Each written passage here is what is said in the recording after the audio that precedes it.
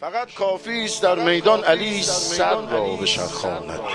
فقت کافی است در میدان علی سر را بچرخاند. به دستش لحظه تیغ دو پیکر را بچرخاند.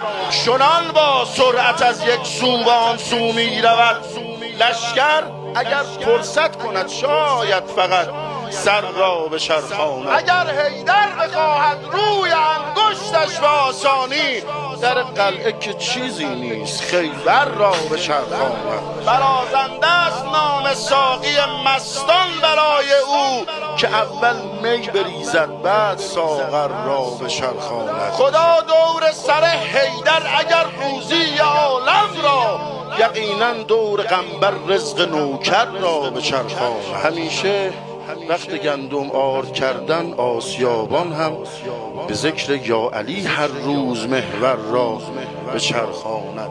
برای زینت هر مجلسی روحانیش باید که با ذکر فضائل چرخ منبر را بچرخاند. گلابی که بگیرند از گل قالی ایوانش برای سالها بازار غمسر را بچرخاند.